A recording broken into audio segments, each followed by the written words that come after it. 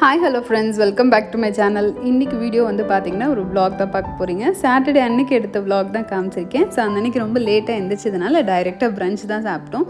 So நான் இன்றைக்கி என்ன செஞ்சிருந்தேன்னு பார்த்தீங்கன்னா, பூ மாதிரி ஒரு இடியாப்பமும் அது கூட நம்ம சொதின்னு சொல்லுவாங்க இல்லைங்களா, இடியாப்பத்துக்கு சைடில் ஊற்றி போல குருமா. ஸோ அதுவும் செஞ்சுருந்தேன். ஸோ அதோட ரெசிபிஸ் பார்க்க போகிறீங்க. அண்ட் தென் வந்து எப்பயும் போல் எங்களோட ஈவினிங் வந்து பார்க்கோடு தான் முடியும்.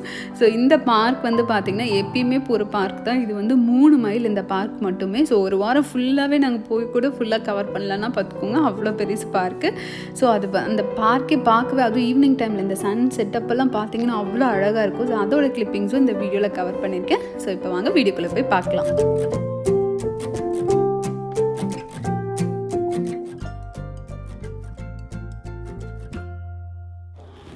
மார்னிங் பார்த்திங்கன்னா நைட் வந்து நான் கொஞ்சம் கிளாஸ் டாப்பெல்லாம் க்ளீன் பண்ணாமல் படுத்துட்டு, ஸோ காலைல எழுந்திரிச்சோடனே அந்த வேலை தான் ஃபஸ்ட்டு பார்க்குறேன். ஸோ இது எப்படி க்ளீன் பண்ணணுன்றது நான் இதுக்கு முன்னாடி ப்ரீவியஸ்லேயே ஒரு வீடியோவில் கவர் பண்ணியிருக்கேன். ஸோ அதோட லிங்க் வந்து கீழே டிஸ்கிரிப்ஷனில் கொடுக்குறேன். சப்போஸ் உங்களுக்கு வேணால் நீங்கள் போய் பாருங்கள். ஸோ ஃபஸ்ட்டு நான் குருமா தான் பண்ண போகிறேன். அதுக்கு வந்து ஒரு பேன் எடுத்துகிட்டு தேங்காய் எண்ணெய் ஊற்றிருக்கேன். ஒரு டேபிள் ஸ்பூன் தேங்காய் எண்ணெய் போட்டிங்கன்னா நல்லா வாசனையாக இருக்கும். ஸோ ஒரு டேபிள் ஸ்பூன் போட்டு அதை கொஞ்சம் காஞ்ச பின்னாடி கடுகு, உளுத்தம் பருப்பு அண்ட் தென் கொஞ்சம் சோம்பு, ஒரு 1/4 டீஸ்பூன் சோம்பு, 1/2 டீஸ்பூன் சோம்பு போட்டுக்கிறேன். போட்டுட்டு அதெல்லாம் நல்லா பொரிய விடுங்க. பொரிஞ்சதுக்கப்புறம் பார்த்திங்கன்னா 2 பச்சை மிளகா வந்து நான் மீடியம் காரம்ன்றதுனால 2 மிளகா வந்து கீரி போட்டிருக்கேன். நீங்கள் 3 கூட சேர்த்துக்கலாம், நல்லா காரமாக நல்லாயிருக்கும். ஸோ பாப்பா பார்த்திங்கன்னா என் பக்கத்துலேயே தான் இருந்தால், 2 பேரும் ஒன்றா தான் எழுந்திரிச்சா, நல்லா அப்போ கொஞ்சம் கூட கிராங்கியாக இருந்ததுனால என்கிட்டே இருந்தா. ஸோ அதுக்கப்புறம் பார்த்திங்கன்னா ஒரு ஆனியன் வந்து ஒரு நல்ல பிக் சைஸ் ஆனியன் வந்து ஸ்லைஸ் மாதிரி கட் பண்ணி அதையும் கொஞ்சமாக அது வதங்கிறதுக்கு தேவையான அளவு உப்பு போட்டு நல்லா அதையும் வதக்கி விட்டுக்கிறேன். நல்லா இந்த மாதிரி ஒரு மாதிரி ரெட் கலரில் வர வரைக்கும் வதக்கிட்ட பின்னாடி பார்த்திங்கன்னா ஒரு டேபிள் ஸ்பூன் வந்து ஜிஞ்சர் கார்லிக் போட்டிருக்கேன். உங்கள்கிட்ட இஞ்சி மட்டும் இருந்துச்சுன்னா இஞ்சி போட்டுக்கோங்க. என்கிட்ட இஞ்சி இல்லைனாலும் நான் ஜிஞ்சர் கார்லிக் ரெண்டுமே சேர்ந்த மாதிரி போட்டுக்கிறேன். ஸோ அதை போட்டுட்டு அதையும் நல்லா ராஸ்மெல் போகிற வரைக்கும் வதக்கிட்டு, கூட பார்த்திங்கன்னா ஒரு 1/4 டீஸ்பூன் வந்து மஞ்சத்தூள்.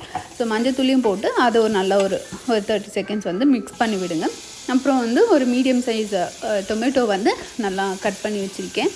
இது போட்டுட்டு கொஞ்சம் இதிலே வந்து நல்லா வதங்க விடுங்க. மூடி போட்டு கொஞ்சம் நேரம் வதங்க விடுங்க. நீங்கள் அப்படியே சைடில் வந்து ஒரு 1/2 மூடி தேங்காய் எடுத்து அதுக்கான பால் எடுத்து வச்சுக்கோங்க. ஸோ ஃபஸ்ட்டு பாலை வந்து எடுத்து தனியாக வச்சுருங்க. இந்த செகண்ட் தேர்ட் பால் இருக்கும் இல்லைங்களா, தண்ணியாக இருக்கும் இல்லைங்களா, ஸோ இந்த தக்காளி நல்லா வதங்கிட்ட பின்னாடி அந்த தண்ணியை எடுத்து இதில் ஊற்றிக்கோங்க. நான் வந்து ஸ்டோர் பாட் கோகோனட் மில்க் யூஸ் பண்ணுறேன். அது ஆல்ரெடி திக்காக தான் இருக்கும்.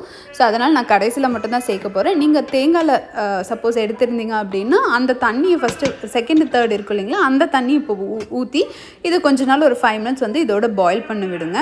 ஸோ தட் அந்த தேங்காயோட மணம்லாம் நல்லா இறங்கும். ஸோ இறங்கிட்ட பின்னாடி பார்த்திங்கன்னா இது கூட நல்லா 1 கப் வந்து கோகோனட் மில்க் நான் எடுத்து வச்சுருந்ததை வந்து அதில் சேர்த்துக்கிறேன். ஸோ அவ்வளோதான். இதை சேர்த்ததுக்கப்புறம் நம்ம ரொம்ப கொதிக்க விடக்கூடாது. ஜஸ்ட் ஒரு 2 மினிட்ஸில் வந்து கொத்தமல்லி போட்டு நம்ம இறக்கிற வேண்டியது தான். நம்மளோட சூப்பரான சொதி ரெடி ஆகிடுச்சு. அண்ட் தென் இப்போ வந்து நம்ம இடியாப்பம் செய்கிறதுக்காக ஒரு பேனில் வந்து என்ன அளவு அப்படின்னு பார்த்திங்கன்னா 1 கப் அரிசி மாவுக்கு நான் வந்து ஸ்டோர் பாட் இடியாப்பம் பொடி எடுத்திருக்கேன். ஸோ அதுக்கு வந்து 1 கப் தண்ணி தான் அளவு. சப்போஸ் உங்களோட மாவு பழையசாக இருந்துச்சுன்னா 1.25 கப் கூட சேர்த்துக்கோங்க. ஸோ அதுக்கு தேவையான அளவு உப்பும் நான் போட்டுக்கிறேன். போட்டுட்டு இதை ஃபஸ்ட்டு கொதிக்க விடுங்க. கொஞ்சம் அந்த பபிள்ஸ் எல்லாம் வரும் இல்லைங்களா, அந்த அளவுக்கு விடுங்க. ஸோ அந்த மாதிரி வந்ததுக்கப்புறம் இந்த அரிசி மாவு நான் 1 கப் எடுத்து வச்சுருந்தீங்களா, அதை போட்டுட்டு அப்படியே நம்ம மிக்ஸ் பண்ணி விடுறோம். உங்கள்கிட்ட கொஞ்சம் உட்டன் ஸ்பேட்டில் இருந்தால் எடுத்துக்கோங்க. இது நம்ம டாலர் ட்ரீல வாங்கின இது பக்கத்தில் இருந்ததுன்னு எடுத்தேன் பாருங்கள், அது நல்லா வளைஞ்சி போச்சு. ஸோ நல்லா இதெல்லாம் நல்லா மிக்ஸ் பண்ணி விட்டுக்கோங்க. இப்போ நம்மளால் கை வைக்க முடியாது இல்லைங்களா, ஸோ நல்லா மிக்ஸ் பண்ணி விட்டுட்டு எல்லாமே அந்த தண்ணி வந்து எல்லா மாவுலேயும் படுற மாதிரி இருக்கணும். படுற மாதிரி இருந்தவொடனே இது ஒரு மூடி போட்டு ஒரு 2 மினிட்ஸ் விடுங்க. ஸோ தட் அந்த சூட்லேயே வந்து வேகும். இதை நீங்கள் அடுப்பிலே வச்சு பண்ணணும் இல்லை, எடுத்து தனியாக பண்ணுங்கள். நான் அங்கே அடுப்பிலே வச்சு பண்ணிகிட்டு இருந்தேன். ஸோ அது மூடி போட்டு அது வேகிற டைமில் பார்த்தீங்கன்னா நான் ஒரு இட்லி பாத்திரம், உங்கள்கிட்ட இடியாப்பம் பாத்திரம் இருந்தால் எடுத்துக்கோங்க, அதுதான் சூப்பர். என்கிட்ட இல்லை. ஸோ நான் இட்லி பாத்திரம் எடுத்துக்கிறேன். இட்லி பாத்திரம் எடுத்து கொஞ்சமாக எண்ணெய் தடவி வச்சுக்கிறேன்.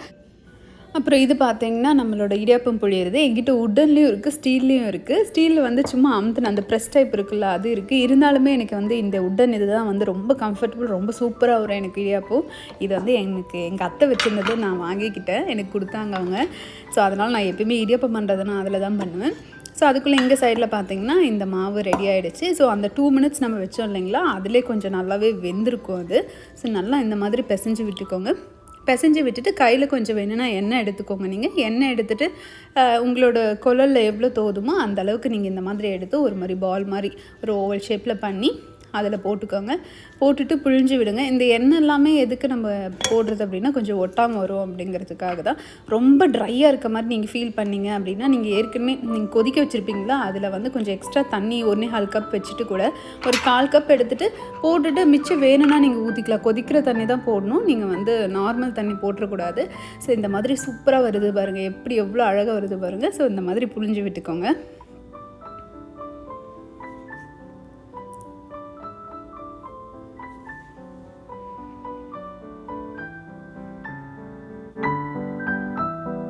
ரெண்டு பிளேட்டுக்கும் புழிஞ்சு விட்டுக்கிறேன். அதே மாதிரி எனக்கு என்ன ஒன்றுனா அந்த இடியாப்பம் அந்த ரவுண்டாக நம்ம அந்த இலையிலலாம் செய்வாங்க, இலை இல்லை அது கூட மாதிரி ஒன்று இருக்குது இல்லைங்களா, சின்ன வயசில் எங்கள் வீட்டிலலாம் அதில் செஞ்சுருக்காங்க, எனக்கு ஞாபகம் இருக்குது.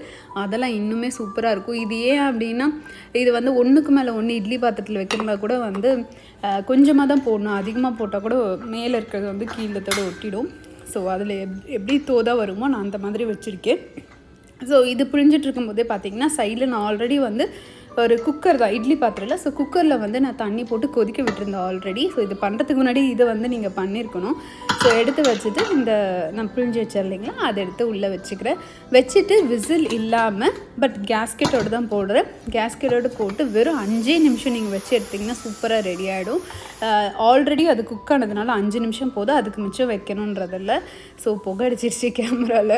பார்த்தீங்கன்னா அவ்வளோ சாஃப்டாக சூப்பராக வந்திருக்கும் பாருங்களேன். நான் வைக்கும்போதே அவ்வளோ நல்லா வந்திருக்கும், செம்ம சூப்பராக இருந்தது அந்த அன்றைக்கி. இதை நார்மலாகவே என்னென்னா நம்ம வெறும் தேங்காய் பாலும் சர்க்கரை கொஞ்சம் தேங்காய் இது 3 ஊற்றி கூட நம்ம சாப்பிட்லாம். அன்றைக்கி நாங்கள் பிரஞ்ச் மாதிரி எடுத்ததுனால நான் வந்து சொதி செஞ்சுருந்தேன். ஸோ அதுவும் ரொம்ப நல்லா வந்திருந்தது. ஸோ கண்டிப்பாக இடியாப்பம் இந்த மாதிரி செஞ்சு பாருங்கள். நான் சொன்ன அளவில் செய்யுங்க, கண்டிப்பாக உங்களுக்கு பூ மாதிரி வரும். ஸோ இங்கே பார்த்திங்கன்னா சொதியோடு சர்வ் பண்ணுறேன். நமக்கு வந்து அந்த கொள்ளல் சொன்னேன் இல்லைங்களா, அதில் செய்யும்போது என்னென்னா கொஞ்சம் பெருசாக வரும். இதோட ஓட்டை பார்த்திங்கன்னா ரொம்ப சின்னதாக வரும். இது அதுலேயுமே நல்லா வரும், பட் இருந்தாலுமே இதில் இன்னும் சூப்பராக வரும், நம்ம ட்ரெடிஷ்னல் டைப்பில் செய்கிற மாதிரி வரும். ஸோ அவ்வளோதான். அதுக்கப்புறம் பார்த்திங்கன்னா நான் ஒரு 2-3 வீடியோக்கு முன்னாடி வந்து குருவியை பற்றி நான் சொல்லியிருப்பேன், எங்கள் வீட்டு குருவி அப்படின்னு. இப்போ பார்த்திங்கன்னா அது நல்லா வளர்ந்துருச்சு. அதில் ரொம்ப கம்மியாக இது வந்து அதுக்கப்புறம் ஒரு 4 நாள் கழிச்சு ஸோ அப்போயே நல்லா வளர ஆரம்பிச்சு. இது அதுக்கப்புறம் இன்னும் 2 நாள் கழிச்சு. ஸோ ஒரு வாரத்தில் பார்த்திங்கன்னா நல்லா வளர்ந்து எந்திரிச்சு நிற்க ஆரம்பிச்சிச்சு. ஐ திங்க் அது பறக்க கற்றுட்ருக்கு அப்படின்னு நினைக்கிறேன். இப்போல்லாம் ஒரே குருவி சவுண்டாகவே இருக்குது. ஸோ இது ஒரு சின்ன அப்டேட்டு.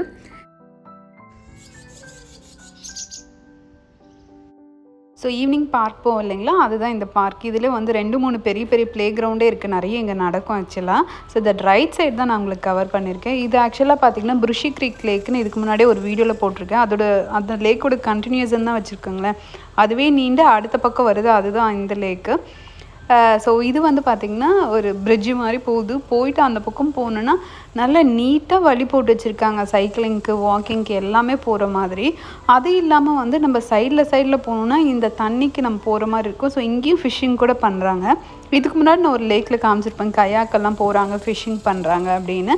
ஸோ அதே தான், பட் இங்கே வந்து கொஞ்சம் ஃபிஷ்ஷிங் கம்மி. இங்கே மெயினாக வந்து நிறைய பேர் சைக்கிளிங் தான் போகிறாங்க, சைக்கிளிங் அண்ட் வாக்கிங் தான். ஸோ இந்த மாதிரி போனால் இங்கே லெஃப்ட்டு ரைட்டு அந்த மாதிரி வந்து ஒரு பாதை மாதிரி வரும்.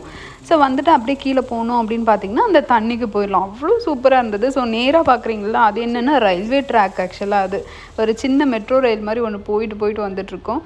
ஸோ இங்கே பார்த்தீங்கன்னா அதோட ஹிஸ்ட்ரி மாதிரி இதிலெல்லாம் போட்டிருந்தாங்க. ஸோ அதை நான் படிக்கலாம் இல்லை, ஜஸ்ட் உங்களுக்காக கவர் பண்ண அதை பற்றி போட்டிருந்தாங்க. அப்படியே இது கீழே பார்த்தீங்கன்னா டெக்ஸஸ் மேப்பை வந்து ஒரு மாதிரி மார்பிள் மாதிரி ஒரு கல்லை வந்து அப்படியே பதிச்சிருந்தாங்க. இதுதான் டெக்ஸஸோட மேப் ஆக்சுவலாக. ஸோ அதை பதிச்சிருந்தாங்க.